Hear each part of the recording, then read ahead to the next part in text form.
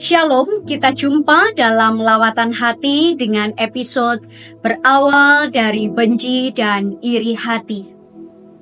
Umat yang terkasih, beberapa tahun yang lalu ada berita yang menceritakan tentang seorang pria membunuh temannya lantaran iri hati soal pekerjaan.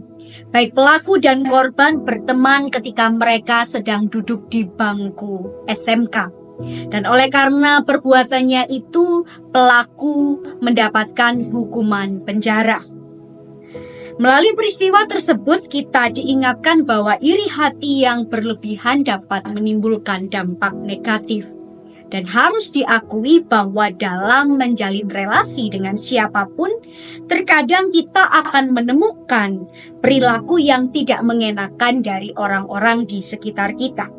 Mungkin saja mereka iri dengan prestasi atau pencapaian yang kita miliki, sehingga mereka melontarkan kata-kata atau melakukan sesuatu yang merugikan kita. Dan hal ini juga yang dialami oleh salah satu tokoh Alkitab, yakni Yusuf. Yusuf dibenci oleh saudara-saudaranya karena dia merupakan anak kesayangan ayahnya, yakni Yakub.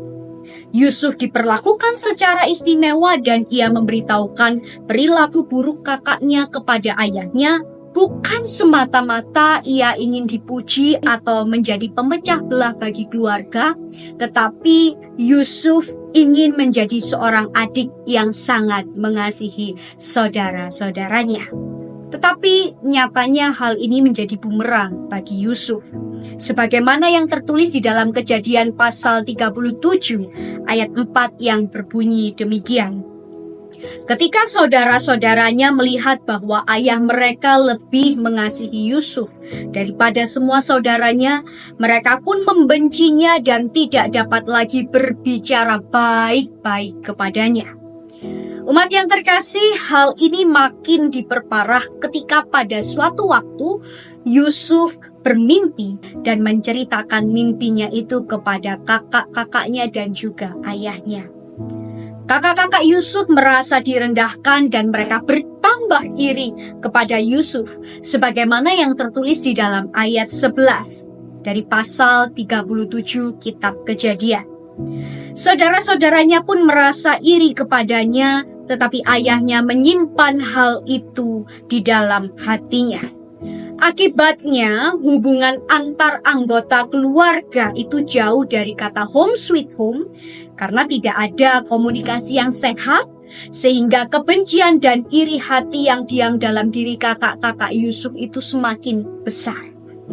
Yusuf memang pada saat itu hendak dihabisi nyawanya, tetapi tidak jadi, lalu Yusuf dijual oleh saudara-saudaranya. Umat yang terkasih, melalui peristiwa ini kita diingatkan bahwa yang berlebihan itu tidak baik. Benci, iri hati merupakan hal yang wajar dialami oleh manusia. Tetapi hal itu akan tidak baik kalau dilakukan secara berlebihan. Bagi para pelaku, ia akan terfokus untuk mencari kelemahan orang lain, sementara dia belum dapat menggali potensi atau kelebihan yang dimilikinya. Bahkan kalau pelaku kebencian dan iri hati itu sudah sampai di titik tindak kejahatan, maka hal itu akan mengotori hati dan kehidupan rohaninya. Lalu bagi para korban, tentu korban akan merasa sangat sakit hati, malu, sedih, dan tertekan. Lantas, apa yang perlu kita lakukan agar benci dan iri hati tidak bersarang di dalam kehidupan kita? Berkaca dari peristiwa ini, setidaknya ada 3 sikap yang perlu kita miliki. Yang pertama adalah tidak menganggap orang lain sebagai saingan atau musuh. Setiap kita dilahirkan berbeda dan memiliki keunikan masing-masing. Tetapi keunikan itu bukanlah penghalang untuk bersatu, tetapi untuk saling memotivasi dan saling menguatkan satu sama lain. Sikap yang kedua, tetap menjadi diri sendiri atau versi diri sendiri dengan sebaik-baiknya. Kita tidak perlu menjadi seperti orang lain, tetapi kita tetap berkarya sesuai dengan kemampuan yang Tuhan percayakan. Sikap yang ketiga, tetap mempraktekkan kasih dimanapun kita berada.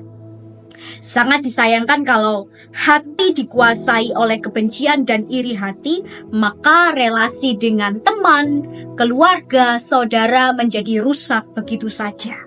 Oleh karena itu, jangan menutup diri kita untuk terus mengasihi orang lain agar tidak terjadi jurang pemisah di antara kita. Kalau orang lain sedang mencapai kebahagiaannya, maka seharusnya kita ikut bersyukur dan mendoakan mereka. Umat yang terkasih, daripada kita memelihara kebencian dan iri hati, maka tanamkan dan biasakan untuk memperkuat kasih kepada Tuhan dan sesama agar mendatangkan kebaikan bagi kita semua. Tuhan Yesus memberkati kita.